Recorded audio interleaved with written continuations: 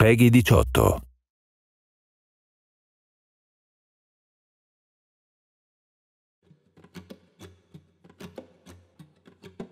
This time around, we want players to really care about this world, really feel like they understand this world, and they really are get drawn into it.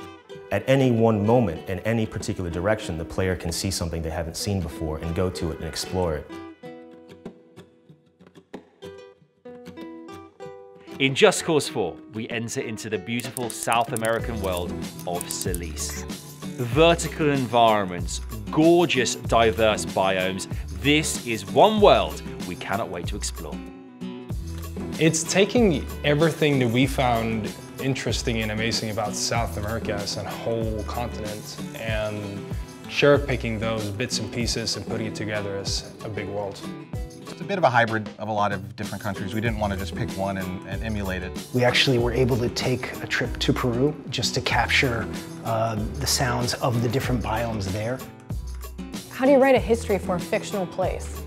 Oh, yeah, that's a great question. Okay, let's start from the narrative, okay? Who lives here? What does these people do? And then from there, we build the pieces and we make the town. Where the game starts is not where the history of the island starts. We went back to 500 years to try to create a historical context for the island that makes sense once you arrive there. Say in the grasslands, that will be composed of more contemporary buildings, where if you go up to the rainforest, where the original settlers came in, those buildings tend to be more of a colonial style. We developed river technology for it, meaning that rivers now have currents, and currents change dynamically. So we have 4 biomes or regions in Just Cause 4, but within each of those there's between 2 to 4 different sub-biomes, and it's a way for us to add variety in a very big landscape. Just Cause is a vertical game. We always want to stress the verticality. We always want to bring that in. We want the game to be fully three-dimensional. We've gone from talking about square kilometers to cubic kilometers, which is fantastic. In JC3 we mainly sculpted a lot of it by hand.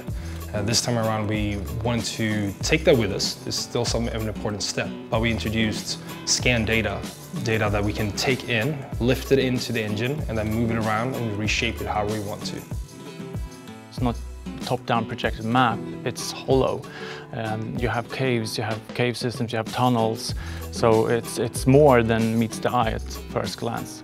So if you take one of our beautiful locations, it's called El Abismo. It's sort of a slum bridge juxtaposed with favelas that you might see from Rio de Janeiro in South America. These two things are combined in a vertical space.